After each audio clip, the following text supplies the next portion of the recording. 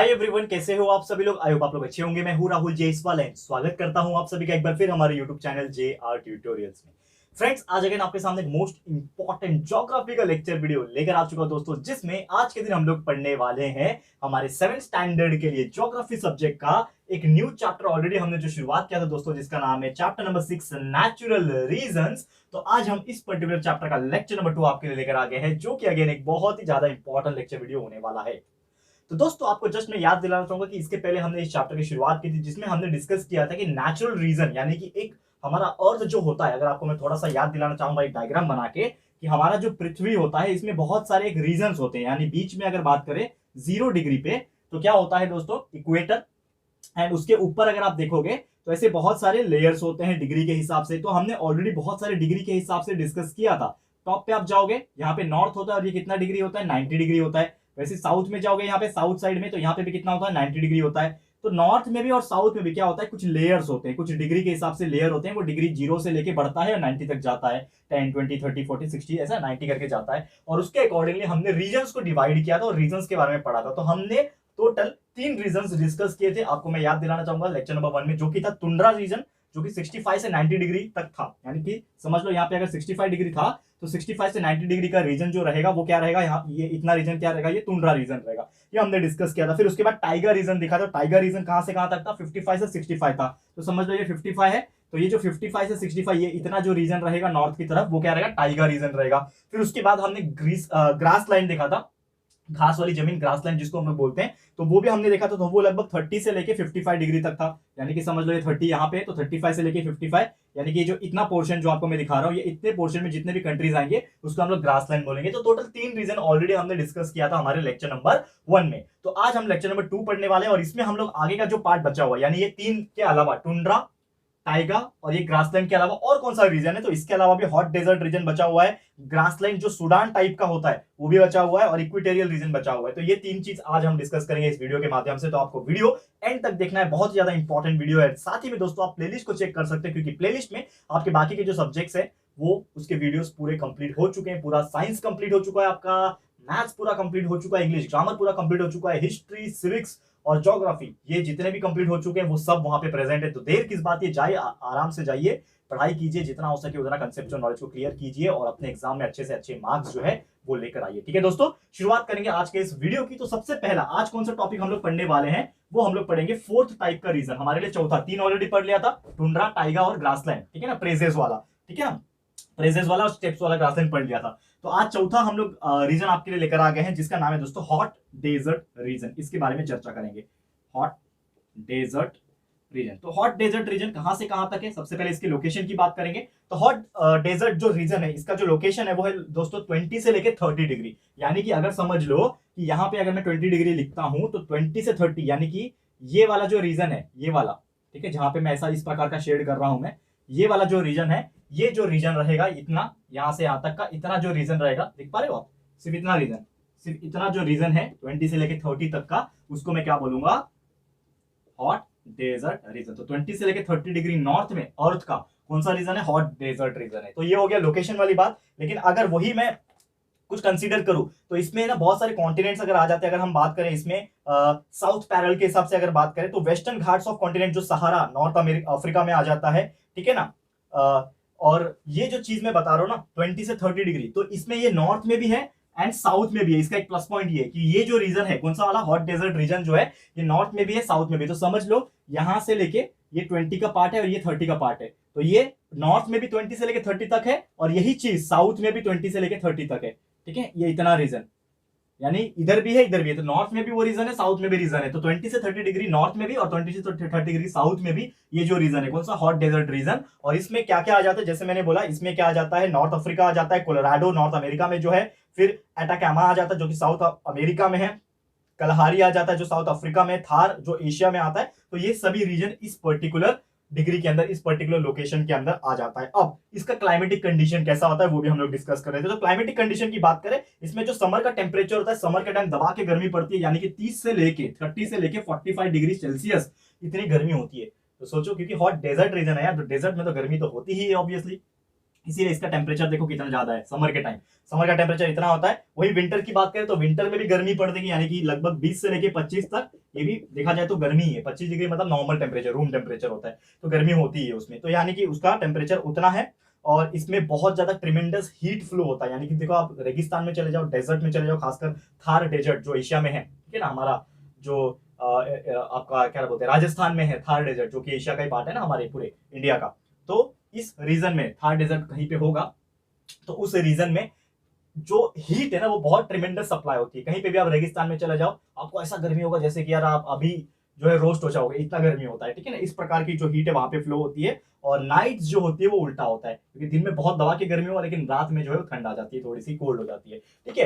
लेकिन इसके अलावा और नेचुरल जो वेजिटेशन है, यानी वेजिटेबल्स या फिर जो प्लांट्स वगैरह हैं, वो किस प्रकार के हैं इस रीजन में। तो यहाँ पे जो झाड़ियां होती है, जैसे कि आपने देखा होगा कि जो डेजर्ट इलाका होता है वहां पे एकदम नॉर्मल पेड़ पौधे नहीं होते, वहां पे झाड़ियां होती है, श्रब्स बहुत ज्यादा होते हैं, कांटेदार पेड़, थ्रोनी जो पेड़ होते हैं ना, कांटे वाले, थॉर्न वाले, ठीक है, थ्रोनी कांटेदार, जैसे कैक्टस वगैरह आपने देखा होगा। तो इस प्रकार के पेड़ पौधे बहुत ज्यादा होते हैं, ठीक है ना। और इनका जो मॉइस्चर होता है ना वो नॉर्मली बहुत ही कम होता है, यानी पानी का जो कंजम्पशन होता है बहुत कम होता है। जैसे डेजर्ट्स में आप देखोगे कैक्टस वगैरह होते हैं, तो कैक्टस जो पेड़ होते हैं ना वो बहुत ही कम पानी एब्जॉर्ब करते हैं, बिना पानी के भी जिंदा रह सकते हैं, बहुत समय तक, लंबे समय तक जिंदा रह सकते हैं, ठीक है। तो कैक्टस हो गया, सीसाल हो गया, पाम हो गया, डेट, खजूर का पेड़, डेट, ठीक है ना, खजूर का। इस प्रकार के जो पेड़ है वो अक्सर इन इलाकों में देखे जाते हैं, ये चीज आपको ध्यान रखना है। लेकिन इसके अलावा, प्लांट्स के अलावा एनिमल लाइफ कैसी है वहां पे, तो एनिमल लाइफ की बात करें, वहां पे सबसे ज्यादा डेजर्ट में कौन सा एनिमल देखा जाता है, सब जानते होंगे, कैमल, ऊंट। कैमल एक ऐसा एनिमल है जो खासकर डेजर्ट इलाके में देखा जाता है। तो ऊंट एक ऐसा प्राणी है जो अक्सर देखा गया है वहां पे, क्योंकि वो बिना पानी के भी जिंदा रह सकता है काफी लंबे समय तक। और बहुत सारे अलग अलग टाइप के भी एनिमल्स देखने मिल जाते हैं, जैसे स्नेक, सांप देखने मिल जाते हैं, चूहे, रैट्स देखने मिल जाते हैं, लिजार्ड, स्कॉर्पियन, बिच्छू वगैरह जिसको हम लोग बोलते हैं। और बहुत सारे जो आसपास के लोग गांव के हिसाब से रहते होंगे वहां पे, वो अपना डोमेस्टिकेट एनिमल्स जो है उसको पालते हैं, जैसे कि घोड़ा, खच्चर, ठीक है ना, ऐसे और बाकी चीज को पालते हैं, सो दैट वो अपना सर्वाइवल वहां पे कर सकें। क्लियर है। तो उम्मीद करता हूं कि एनिमल लाइफ कैसी वहां पे समझ में आ गया होगा। And last but not the list, यहाँ पे इंसान की बस्ती कैसी है, ह्यूमन सेटलमेंट्स किस प्रकार का है वो हम लोग देखेंगे, ह्यूमन लाइफ कैसा है वहां पे। तो नॉर्मली अगर हम बात करें कि वहां पे जो एनिमल्स जो है उसको पाला जाता है और उसी से नॉर्मली वो लोग सर्वाइव करते हैं। जैसे कि एक जगह से दूसरे जगह जाना होता है तो लोग ऊंट की सवारी करते हैं, ऊंट को लेके जाते हैं, आपने देखा होगा, घोड़ा वगैरह, खच्चर वगैरह होते हैं, उससे वो लोग सर्वाइवल कर पाते हैं वहां पे। और बहुत सारे लोग वहां पे आसपास जहां पे थोड़ी सी भी फर्टिलिटी होती है जमीन के अंदर, ठीक है ना, बहुत सारे जमीन तो बंजर होते हैं वहां पे, डेजर्ट में बैरन लैंड होता है, यानी बंजर जमीन होती है। लेकिन कुछ इलाके ऐसे जहां पे एग्रीकल्चर होता है, तो वो लोग, बहुत सारे लोग एग्रीकल्चर भी करते हैं, बहुत सारे चीज को फॉलो करते हैं, और उस प्रकार से लोग अपना जिंदगी वहां पे जीते हैं। क्लियर है। तो उम्मीद करता हूं कि ये चीज आपको समझ में आ गया होगा। चलते हैं नेक्स्ट टॉपिक की तरफ। पांचवा टाइप का जो रीजन हमें पढ़ना है दोस्तों, वो कौन सा है वो हम डिस्कस करेंगे। 4 हो गया कंप्लीट, पांचवा है दोस्तों यहाँ पे ग्रासलैंड टाइप। तो ये अगेन ग्रासलैंड आ गया, लेकिन ये ग्रासलैंड दूसरा है। जो हमने इसके पहले भी एक ग्रासलैंड पढ़ा था वो क्या था, अलग टाइप का था। वो जो था वो स्टेप्स एंड प्रेरीज के टाइप का था। ये जो ग्रासलैंड है वो सूडान टाइप का है, ठीक है ना, सूडान, ठीक है, सूडान टाइप का ग्रासलैंड है। तो ये क्या है और कहां कहां पाया जाता है, लोकेशन क्या है इसका, ये हम डिस्कस करेंगे। तो सबसे पहले लोकेशन पॉइंट ऑफ व्यू अगर बात करें तो ये पाया जाता है 5 से लेकर 20 डिग्री नॉर्थ और साउथ, यानी कि समझ लो यहाँ पे 5 होगा, यहाँ पे 5 डिग्री होगा। तो यहाँ पे एक और लाइन अगर मैं खींच दूं तो 5 डिग्री, यानी कि समझ लो ये वाला पार्ट पूरा, ठीक है, ये वाला 5 डिग्री से लेके 20 डिग्री तक, ठीक है। यहाँ पे मैं लिख देता हूं, यहाँ पे आपको इजी होगा पहचानने में, 5 से लेके 20 डिग्री नॉर्थ एंड साउथ दोनों जगह। तो यहाँ पे भी ऊपर 5 से लेके 20 डिग्री तक ये वाला हिस्सा पूरा हो गया, नीचे भी 5 से बना लो, यानी एक और लाइन में यहाँ पे खींच देता हूं, तो 5 से लेके 20 डिग्री यानी कि ये वाला हिस्सा। तो ये पूरा हिस्सा जो दिख रहा है ये पूरा क्या रहेगा, आपका ग्रासलैंड रहेगा, सूडान टाइप वाला। अब इसमें क्या विशेषता है, तो इसमें नॉर्मली कौन कौन सी कंट्रीज कवर हो जाती है अगर आप देखोगे तो इसमें जो सवाना जो है अफ्रीका में, सवाना वो कवर हो जाता है, साथ ही में क्वींसलैंड ऑस्ट्रेलिया में जो वो कवर हो जाता है, ठीक है ना। अफ्रीका में पार्कलैंड है, फिर नॉर्मली साउथ अमेरिका में लानोस कैंपोस है वो कवर हो जाता है। तो ये सभी चीज इस ग्रासलैंड के रीजन में कवर हो जाते हैं। लेकिन अगर हम बात करें क्लाइमेटिक कंडीशन, क्लाइमेट कैसा होता है वहां का, तो उसके हिसाब से बात करें तो समर का टेम्परेचर लगभग 33 डिग्री तक जाता है, यानी कि हॉट है, 33 डिग्री तक अगर टेम्परेचर जा रहा है तो समझ जाना कि वहां पे गर्मी ठीक ठाक पड़ रही है। बहुत ज्यादा तो नहीं बोलूंगा, लेकिन नॉर्मल ठंडी भी नहीं है, लेकिन एक गर्मी का जो एवरेज 33 डिग्री होता है वो उसके हिसाब से हम लोग बोल सकते हैं। और विंटर जो नॉर्मली 24 डिग्री के आसपास, विंटर सीजन में टेम्परेचर 24 डिग्री के आसपास होता है, जो कि नॉर्मल माना जाता है, बहुत ज्यादा ठंड नहीं माना जाता है, ठीक है। और लगभग इसमें रेनफॉल भी होता है। जैसे हमने डेजर्ट पढ़ा तो डेजर्ट में रेनफॉल का टॉपिक नहीं है, क्यों, क्योंकि रेगिस्तान में बारिश बहुत रेयरली होती है, इसके लिए दिया ही नहीं है वहां पे रेनफॉल का। लेकिन यहाँ पे रेनफॉल दिया हुआ है, यानी कि यहाँ पे बारिश होती है, तो रेनफॉल जो है लगभग 250 से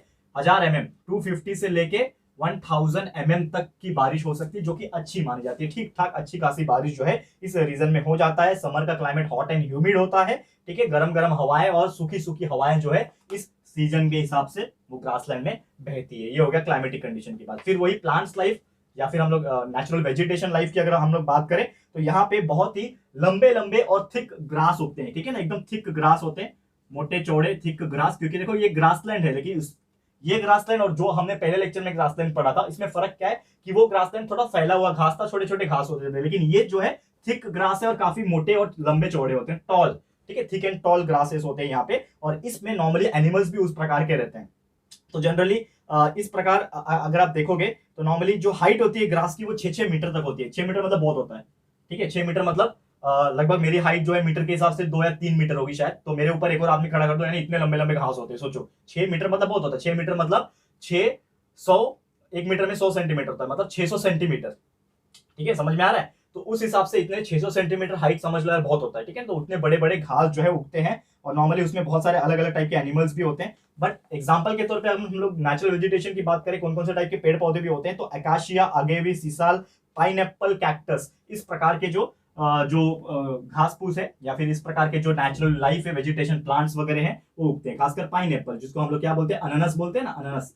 पाइनएप्पल तो आप खाते ही होंगे, ठीक है, पाइनएप्पल सबका पसंदीदा एक फल होता है, ठीक है ना, पाइनएप्पल जूस सब लोग पीते हैं। तो पाइनएप्पल खासकर यहाँ पे उगा जाता है ग्रासलैंड ये वाले रीजन में, पाइनएप्पल देखा जाता है। लेकिन एनिमल्स की बात करें, इसमें ज्यादातर हर्बीवरस एनिमल रहते हैं। क्योंकि हर्बीवरस एनिमल क्यों रहेंगे, क्योंकि यहाँ पे ग्रास है, तो जहां पे घास रहेंगे वहां पे घास खाने वाले एनिमल्स भी रहेंगे। तो ऐसे एनिमल यानी हर्बीवरस एनिमल जो सिर्फ और सिर्फ घास वगैरह ज्यादा खाते हैं, उस टाइप के एनिमल्स अक्सर यहाँ पे देखा गया है। और अगर हम बात करें कि कुछ ऐसे भी एनिमल है कि जो एनिमल घास खाते हैं उसको खाने वाले भी एनिमल यहाँ पे पाए जाते हैं, जैसे कि लायन, टाइगर भी पाए जाते हैं। तो अगर हम बात करें, लायन हो गया, हाइना हो गया, वुल्फ हो गया, ठीक है, ये सब क्या है, मांसाहारी जीव है, यानी कि जो दूसरे जानवर को मार के खाते हैं उस प्रकार के जीव है। लेकिन हर्बीवरस एनिमल जैसे कि जेब्रा हो गए, ठीक है ना, जिराफ हो गया, एलिफेंट हो गया, ठीक है ना, ये सब टाइप के जो एनिमल्स है, बुफेलो हो गए, कंगारू हो गए, ये सब टाइप के भी एनिमल्स यहाँ पे पाए जाते हैं इस टाइप के रीजन के अंदर। क्लियर है? तो उम्मीद करता हूं कि ये भी आपको समझ में आ रहा होगा। चलते हैं आखिरी चीज के ऊपर, यानी एनिमल लाइफ के ऊपर, कि एनिमल लाइफ, माफ कीजिएगा, एनिमल लाइफ समझ गया, ह्यूमन लाइफ के ऊपर, ह्यूमन लोग कैसे रहते हैं, ह्यूमन सेटलमेंट कैसा है वहां पे। तो नॉर्मली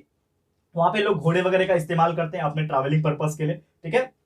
और साथ ही में बात करें कि यहाँ पे जो लोग हैं वो नॉर्मली छोटी छोटी झोपड़ियां बना के रहते हैं, ठीक है ना, हट, झोपड़ी, जो जिसको हम लोग क्राल्स बोलते हैं, ठीक है ना, झोपड़ी का जो नाम है वो क्राल्स है। तो क्राल्स नाम का झोपड़ी, जैसे इग्लू था, हमने बताया था आइसलैंड वगैरह में इग्लू बना के रहते हैं, ठीक है, बर्फ का जो घर होता है, उस प्रकार क्राल से छोटे छोटे झोपड़ी होती है, वो बना के लोग वहां पे रहते हैं और शिकार करते हैं, हंटिंग करते हैं, रियरिंग ऑफ एनिमल्स करते हैं, एनिमल को शिकार करके लाते हैं, खाते हैं, उसको पालन भी करते हैं। इस प्रकार की जो चीजें हैं वो उनका ऑक्यूपेशन है वहां पे। और बहुत सारे ट्राइब्स जो है वहां पे अलग अलग टाइप के हैं, जुलू है, हौसा है, मसाई है, इस प्रकार के ट्राइब्स वहां पे लोग रहते हैं। क्लियर है? अब चलते हैं हम आखिरी टॉपिक की तरफ, जो कि हमारे इस लेक्चर का आखिरी टॉपिक होगा, यानी इस रीजन का, ये जो रीजन हम लोग इतने सारे पढ़ रहे हैं उसका भी आखिरी टॉपिक है, ठीक है। तो जो आखिरी रीजन हमें पढ़ना है, जो कि लास्ट रीजन है इस पर्टिकुलर इलाके का, जो है इक्वेटेरियल रीजन। तो ये है क्या, इक्वेटेरियल यानी इक्वेटर के आसपास वाला रीजन, इक्वेटेरियल रीजन। क्या बच गया हमारा हिस्सा इक्वेटेरियल रीजन की? अगर हम बात करें क्या हिस्सा बच गया हमारा, देखो सबसे पहली बात कौन सा हिस्सा बचा है, ये देखो, ये तो कवर हो गया पूरा, ये हिस्सा बच गया, यानी ये हमारा जीरो का लाइन है, ये इक्वेटर का लाइन है। तो इक्वेटर के आसपास कौन से चीजें बच गए हैं, ये वाले चीजें बच गए, यानी ये वाले पूरे रीजन बच गए और नॉर्थ में, और ये वाले पूरे साउथ में बच गए। यानी कि ये जो इलाका होगा कौन सा डिग्री होगा, अगर हम डिग्री के हिसाब से बात करें तो 0 से लेके 5 डिग्री का, वहां पे नॉर्थ एंड साउथ बोथ। तो 0 से लेके 5 डिग्री ऊपर भी, नॉर्थ की तरफ भी, 0 से 5 डिग्री नीचे भी, साउथ की तरफ भी। तो ये जो हिस्सा रहेगा उसको हम लोग इक्वेटेरियल रीजन बोलते हैं। नाम से पता चल जाएगा क्योंकि ये इक्वेटर के नजदीक है, इसीलिए इसको इक्वेटेरियल रीजन कहा जाता है। अब इक्वेटेरियल रीजन के अलावा इसमें क्या क्या चीजें कवर हो जाती है, कौन कौन से देश आ जाते हैं इसके अंदर, Malaysia, Indonesia, Singapore, Guyana, Congo, Amazon basin, यहाँ पे इतने सारे देश इसके अंदर कवर हो जाते हैं। और क्लाइमेटिक कंडीशन की अगर हम बात करें तो यहाँ पे समर का जो टेम्परेचर होता है वो लगभग होता है 30 डिग्री के आसपास, 30 डिग्री सेल्सियस, ठीक ठाक गर्मी यहाँ पे होती है। उसके अलावा बारिश बहुत दबा के होती है, यहाँ पे बारिश जो है 2500 से 3000 mm, यानी बहुत ज्यादा होती है बारिश, 25 mm से लेके 2500 mm से लेके 3000 mm। बाकी से कंपेयर कर लो, जितने भी रेनफॉल वाले हैं, देखो ये 1000 mm मैक्सिमम है, यानी कि बहुत कम रेनफॉल है। यहाँ पे देखो 3000 मैक्सिमम है, यानी कि कितना, 3 गुना उससे ज्यादा रेनफॉल होता है। क्यों?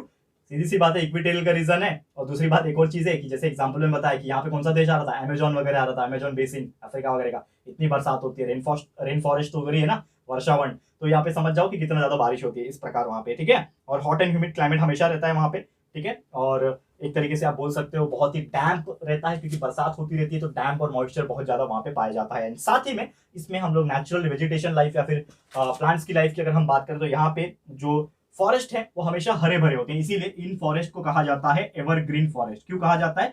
बारिश ज्यादा होती है तो हरे भरे हमेशा रहेंगे, इसके लिए। जैसे अमेजोन का फॉरेस्ट है ना, अमेजोन जंगल, वो सब इधर यही इलाके में आ जाते हैं, इक्वेटोरियल रीजन में ही आ जाते हैं। तो एवरग्रीन फॉरेस्ट है, हमेशा हरे भरे होते हैं वहां पे। झाड़ियां, बड़े बड़े पेड़ होते हैं, झाड़ियां होती है, बुशेस होती हैं, बड़े बड़े लंबे लंबे पेड़ होते हैं, ठीक है ना, जिसके जो स्टेम होते हैं ना, जो तने होते हैं ना, काफी बड़े बड़े ऊंचे ऊंचे लंबे लंबे गए होते हैं, उस प्रकार के पेड़ होते हैं। जैसे एग्जांपल के तौर पे महागोनी, आपको पता है महागोनी का पेड़ कितना लंबा होता है, ठीक है। महागोनी हो गया, ठीक है ना, ग्रीन हार्ट हो गया, रोजवुड हो गया, इबोनी हो गया। इस प्रकार के जो पेड़ पौधे हैं वो अक्सर इस इलाके में पाए जाते हैं इक्वेटोरियल रीजन के अंदर। अब उसके अलावा एनिमल लाइफ की अगर बात करें तो बहुत ही अलग अलग टाइप के वैरायटी के एनिमल्स यहाँ पे पाए जाते हैं, खासकर जो मार्शी इलाका है, जो दलदल वाले इलाके हैं, खाना मार्शी इलाका आपको पता ही है, जहाँ पे दलदल होता है, ठीक है, अमेजोन वगैरह है जैसे थोड़ा दलदल वाले इलाके, तो वहां पे बहुत सारे विचित्र टाइप के एनिमल्स, खासकर एक तो नाम आपने सुना होगा, बहुत फेमस नाम है एनाकोंडा।